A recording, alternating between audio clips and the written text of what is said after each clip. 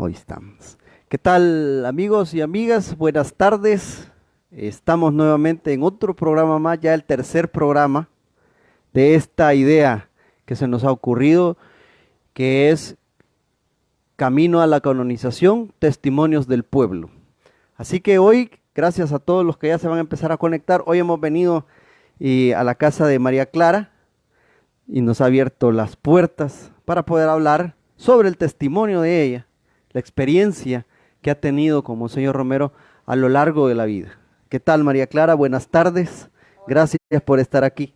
Hola Joaquín, muy buenas tardes a todos, ¿verdad? Un gusto pues poder compartir un poco lo que es la vida, ¿verdad? Toda parte de la trayectoria de Monseñor Romero en su vida, eh, pues, pues yo tuve la oportunidad de conocerla, ¿verdad? Era una jovencita de 20 años, ¿verdad? Y tenía mis dos hijos pequeños, Edwin y Marina. Y pues nosotros teníamos el hábito en ese entonces, ¿verdad?, de ir todos los domingos a misa, a catedral, ¿verdad? Preparábamos el desayuno tempranito, ¿verdad? Luego los niños y nos íbamos. Y era una cosa maravillosa, Joaquín, porque eh, se llenaba catedral. Era una alegría, mira, cuando él entraba en la procesión al inicio de la misa, toda la gente contenta, aplaudía.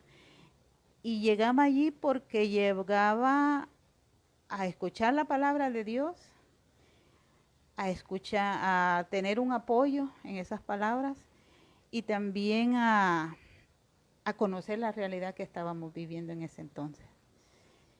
Y se llenaba, pero es que era una algarabía, o sea, allí se realmente, mira, había tristeza por la muerte, por la represión, por todo lo que había. Pero también era una fiesta. Todos los domingos estaba lleno. Catedral era pequeña para toda la gente que llegaba. Y cuando él empezaba a decir todos los problemas que habían en la semana, pues uno se daba cuenta de lo que realmente estaba pasando, ¿verdad? Era triste porque todas las semanas habían muertos, todas las semanas había represión, ¿verdad? Desaparecidos, torturados. Y bueno, uno sentía ese dolor y yo creo que toda esa gente que vivía ese momento en la misa, nos uníamos al dolor de la familia que estaba, lo que estaba pasando. Y, y era, ¿qué te digo? Yo tenía poca experiencia en eso de la misa y todo eso, ¿verdad? Pero él realmente atraía a la gente y en los cantones. Recuerdo que mi papá tenía un radito chiquitito y siempre la escuchaba. Y déjame contarte algo también que mi papá lo admiraba tanto que no se perdía, ¿verdad?, las misas. Y cuando a él lo mataron del shock que él tuvo, le dio un derrame. Y a los 3 meses justo murió mi papá por eso. Y bueno, a mí me da alegría porque cuando él murió, murió el día de San Pablo, de San Pedro y San Pablo. Y yo dije, bueno, ellos lo están esperando porque mi papá era un parapléjico. Y dije yo, bueno, lo están esperando, ¿verdad? San Pedro que tiene la llave. Yo con esa fe, ¿verdad? Pero contenta a la vez porque yo sabía que mi papá se alimentaba todos los domingos de la palabra de Dios a través de Monseñor Romero. Y, y lo que más me gustaba también cuando iba a misa era que al salir, él salía en la procesión, ¿verdad? Se iba a poner a la puerta de catedral. Todos hacíamos fila para estrecharle su mano. Y yo les cuento de que tengo esa, esa bendición porque él besaba y bendecía a mis hijos, a mis dos hijos pequeños. Y yo les digo a ellos, miren, ustedes son bendecidos por un santo. Cualquier cosa pídanle a él que él les va a ayudar. Entonces yo tengo esa alegría, ¿verdad? Y tengo la emoción también de haberlo conocido y de que por él quizás muchos hemos despertado a conocer más y a tener una manera de pensar y de actuar diferente. ¿verdad? María Clara, hablábamos y usted decía lo de la misa, que habían diferentes facetas en la misa, por ejemplo, la noticia, la alegría, pero ¿cómo calaba el evangelio de él en usted en ese tiempo? Porque usted le dice, era una jovencita y le gustaba ir a misa. Entonces, ¿cómo calaba esa palabra de Dios en usted y cómo él la sabía repartir o dársela a todos los que llegaban, que era una forma bastante peculiar, así como también lo hacía el padre Rutilio, porque vemos en muchas imágenes niños contentos, jugando, entonces hoy en día como que hay mesa para niños y hay diferentes tipos de evangelios como hoy los sacerdotes lo hacen, pero en ese tiempo, ¿cómo lo hacía Monseñor Romero y cómo usted entendía ese evangelio? Mira, los pasos de la misa son 4, digamos, con el canto de salida, ¿verdad? Pero lo primero es la reunión que hace uno cuando llega a las iglesias, ¿verdad? Y mira, eso se llenaba allí no había niños, adolescentes, jóvenes, adultos, habíamos de todo, allí cabíamos todo. Y, y la alegría de ese compartir de ese evangelio es que mira, era un evangelio cuando él lo predicaba, o sea, era como una oración, era una invitación a seguir escuchando, a seguir alimentando. Y por eso te digo yo, el pueblo que hubo en ese tiempo cuando él predicaba, yo siento que ya no lo ha habido más, porque como él era un profeta, anunciaba y denunciaba, ¿verdad? Y yo creo que mucha parte de los sacerdotes como que se ha dormido, ¿verdad? No todos, pero sí algunos dan una prédica muy light, donde no te llega al corazón y te dice, mire, Dios esto es lo que quiere. Mire, por eso Jesús presentaba esto y estas maneras, los ejemplos, ¿verdad? En las parábolas, en todo eso. Y Monseñor lo decía, leía el Evangelio y después lo predicaba con los acontecimientos de la semana y todo lo que vivía el pueblo. Fíjate que en unas homilías que fue como 1 o 2 semanas antes de que a él lo mataran, él habló sobre el problema ecológico que teníamos. Nadie lo miraba y él sí lo miraba y decía que él no solamente se preocupaba porque él decía, la gloria de Dios es que el pobre viva. Esas eran sus palabras, ¿verdad?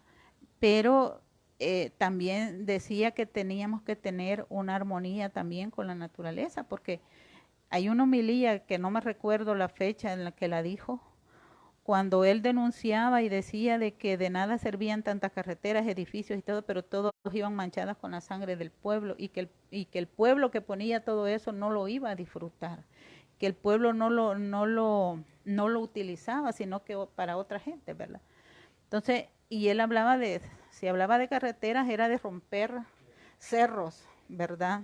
Y entonces, él se preocupaba mucho por eso. Entonces, y todas hacías esas partes, ¿verdad? De la prédica del Evangelio, luego él lo llevaba a la realidad, ¿verdad? Y después que hacía todos esos comentarios, lo incitaba a uno a que cambiara la manera de ser, de pensar y de actuar. O sea, nos invitaba a un compromiso. Y uno salía, bueno, hay un canto que dice, bueno, lo que Dios nos ha mandado, ¿verdad? En la misa, lo que hemos escuchado, tenemos que hacerlo. Y esos cantos los cantaban, perdón, valga la redundancia, los cantaban en la misa y uno llevaba aquello en la cabeza. ¿Qué tengo que hacer ahora? ¿Verdad? Porque era triste también, porque en las cuestiones de represión y todo eso, bueno, yo al menos con niños pequeños, ¿qué podía hacer, verdad? Si yo hubiera estado soltera, otra cosa hubiera sido. Pero no, unos salíamos atados de manos porque no podíamos hacer nada y los que sí podían hacer las cosas, lo hacían, ¿verdad? Entonces, él nos invitaba a todo eso y era un banquete porque mira, cuando se iba a comulgar, o sea, se vivía realmente la comunión, ¿verdad? Con tristeza, con alegría, pero uno iba a comulgar y salía alimentado de ahí. Entonces, esas misas creo yo que no se han vuelto a dar. A medida matan a Monseñor Romero y ese caminar en su vida con su familia, María Clara, ¿dónde empieza usted a ver que era un santo? ¿Dónde empieza a ver las manifestaciones de Monseñor Romero en su corazón, en su diario vivir y con su familia? ¿Dónde empezó a ver esa parte que hoy se grita y a todo viento, soy romerista? Porque antes muchos no lo decían y vivían en la clandestinidad de evitar decir que eran romeristas. En su vida, después de que Monseñor muere, ¿cuál fue la transformación que usted fue sintiendo o el compromiso que adquirió a raíz de la muerte de Monseñor Romero? Mira, ese día que mataron a Monseñor Romero fue algo muy especial para mí porque mi papá tenía otros 3 hijos y uno de ellos, que es Modesto, se llama Modesto, trabajaba ahí en el hospital de jardinero y de enfermero, ¿verdad? Y ese día que yo lo conocí a él, porque me dieron el número de teléfono del hospital, yo lo llamé y es con la única persona que él se conectó, ¿verdad? Entonces, ese día nosotros lo vimos a las 4 de la tarde en el McDonald's que había en el centro y a las 5 y algo de minutos de la tarde habían matado a Monseñor. Entonces, cuando él se dio cuenta de eso, o sea, la alegría por conocerme a mí que teníamos años, bueno, o sea, nunca nos habíamos visto, y la tristeza de que él no estaba ahí. ¿Verdad? Cuando lo mataron, él pudo haber ayudado, ¿verdad? Entonces él no estaba. Y después que nos reunimos comentamos eso, ¿verdad? Uno.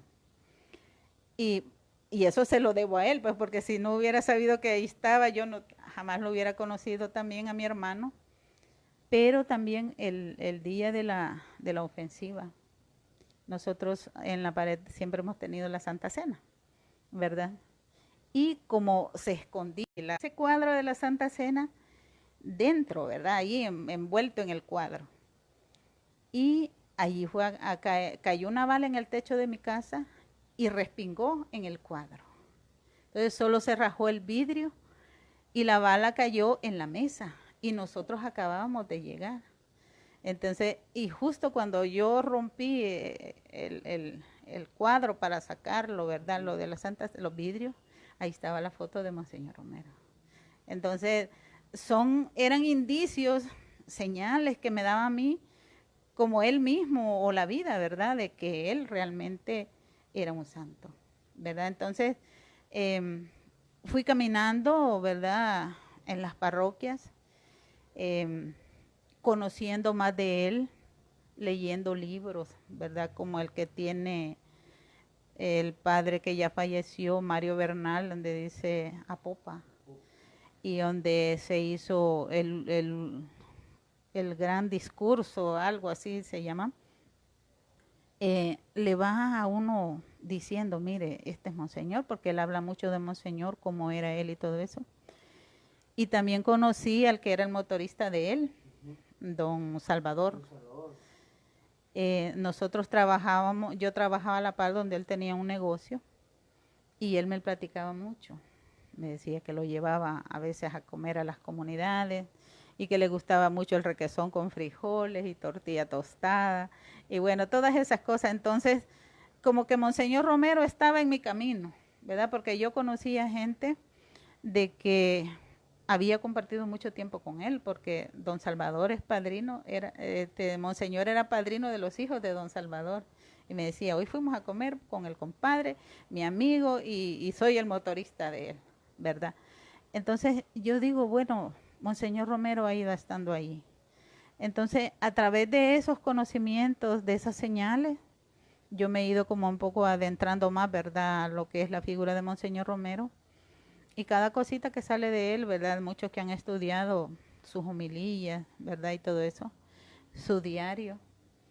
Entonces, le van indicando a uno, Monseñor Romero es un santo. Y Monseñor Romero, y yo siempre digo, si Monseñor Romero estuviera o le hubiésemos hecho caso cuando él nos decía, organícense, ayúdense los unos a los otros, ¿verdad? Porque solo ustedes pueden salvarse, el pueblo unido es el único que nos podemos salvar, hoy también, ¿verdad? Pero si Monseñor Romero estuviera, quizás nuestro país no estuviera ni tan deforestado, ni hubiera tanta violencia, ni el problema del agua, claro que sí. Entonces, todas esas cosas, ¿verdad? Pero yo pienso que podemos seguir escuchándolas, sus homilías, todos sus señalamientos que hacía, que hoy todavía retumban, ¿verdad? Y pues podemos hacer cosas buenas, todavía podemos hacerlo. Yo creo que podemos luchar y unirnos para rescatar a ese el Salvador que Monseñor Romero quería. Es la fe y la esperanza que el pueblo siempre tiene cuando está acobijado bajo el manto de Monseñor Romero, bajo las homilías de él. María Clara, cuando se da la noticia primero del Papa Francisco, un Papa latino, y luego viene y sorprende al mundo y sorprende a los romeristas, donde dice hay un beato. Y luego sorprende con algo que nadie esperaba, hay un cardenal. ¿Cómo toma usted todas estas noticias hasta ese momento y cómo vive la beatificación de Monseñor Romero? Bueno, mira, yo siempre he pensado de que Dios tiene los ojos puestos en nosotros, en este pueblo pequeño, en este pueblo sufrido, en este pueblo que tiene mucha esperanza en su gente, ¿verdad? Y yo creo que si nos unimos podemos hacer una gran potencia, como decía Gabriel García Márquez, pueden ser más grandes que Estados Unidos, dice, si El Salvador se une.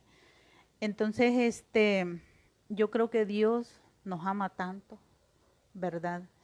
Que Él dice, está como en Nínive, ¿verdad? Está como en Nínive, donde quiere que todos cambiemos y quiere que cambiemos para bien, ¿verdad? Para nuestras generaciones. A mí me preocupan mis nietos, ¿verdad? De que el futuro que les dejamos no es bueno, ¿verdad? Y no solo por lo ecológico, sino porque va a haber una población enferma de la mente, del corazón, mutilados, ¿verdad? Entonces, yo ruego, pues, y es la esperanza que me da, y que esta canonización que se va a dar. Y me hablabas de la beatificación, nosotros la vivimos muy bonito, ¿verdad? Fue una vigilia y una experiencia bonita ahí en El Salvador del Mundo, una gran lluvia, ¿verdad? Descalzos porque todos los zapatos mojados, pero ver la alegría y la fe de esa gente, pues a uno lo motiva a seguir caminando, ¿verdad? Y bueno, hoy con lo de lo del cardenal, pues es una buena noticia, ¿verdad? Como Monseñor Rosa dijo, bueno, yo tengo que hacer mi papel al que me han encomendado, pues ojalá lo logre y lo dejen también, ¿verdad? Que el Espíritu Santo lo guíe. Y con lo de la canonización, pues nosotros ya hace rato lo teníamos santo, ¿verdad? Para nosotros siempre ha sido un santo y esperemos que no sea solo de velitas, ¿verdad? Esperemos que realmente sigamos adelante con lo que él soñaba para nuestro país y pues sigamos haciendo lo que él dice. Él dice, comprométanse, ¿verdad? ¿Qué es lo que no nos gusta? Comprometernos y únanse. La unidad, él la pedía mucho, la solidaridad con el que sufre, ¿verdad? Y bueno, que no solo se quede en eso, en esa alegría de que muchos también se están enjaranando por ir a Roma. Aquí lo vamos a vivir nosotros en su pueblo y con la gente que él amaba. Nosotros vamos a tener una experiencia bonita en el hospitalito, donde están realmente esas personas a que él amaba y acompañaba. Y muchos de los enfermos quizás en su agonía lo miran a Monseñor Romero. Dice, yo lo vi que hizo la cortina para allá y me vio, dice, y me saludó. Pienso yo que es la fe y la esperanza que tienen ellos en la salvación prometida por Dios, y que Monseñor Romero está siempre acompañándolos ahí, ¿verdad? Entonces, nosotros vamos a tener esa grata experiencia de estar en ese lugar santo, y ojalá pues así lo vivan todos, ¿verdad? Que no sea solo esa alegría de ir a Roma, ¿verdad? Allá están anunciando una plaza con el nombre del Salvador, pero nosotros tenemos que llevarlo, como dicen, una planta de romero en el jardín y en el corazón, Monseñor, ¿verdad? Entonces, creo yo que es una experiencia bonita que se va a vivir, pero que no sea solo eso, ¿verdad? Solo ese calor, esa pasión del momento, sino que sea para que realmente lleguemos a concretar su sueño, su deseo de que seamos un país libre, sin violencia, con agua, ¿verdad? Y con mucha gente que se ama entre sí, ¿verdad? Y se respeta también. Bueno, quiero agradecer a todos los que estos días no lo había estado podido hacer, pero hoy sí lo voy a hacer porque cada vez son más personas las que se van agregando. Gabriel Álvarez, a Evelyn Rivera, Eliseo Juárez, Carlos Pacas, Evelyn Rivera, Manuel Cañadas, el tío Manuel, Donny Carías, César Jiménez, Teresa Avilés, Miguel Ángel Renderos, Fito Díaz, Tabo Oviedo, Carlitos de los Rugras, Fito Díaz, Hugo Hernández, Nelson Lazo, Ivonne Flores, Mario Segundo Fuentes, tío, saludos, Nelson Lazo, Roberto Díaz Campos, porque se han estado conectando. La verdad es que quiero agradecerles y quiero decirles que con María Clara formamos parte de la comunidad de radiohablantes, comunidad Jesús de Nazaret, donde vamos a estar y desde ya nos comprometemos a estar transmitiendo desde lo que esté sucediendo en el Hospitalito Divina Providencia.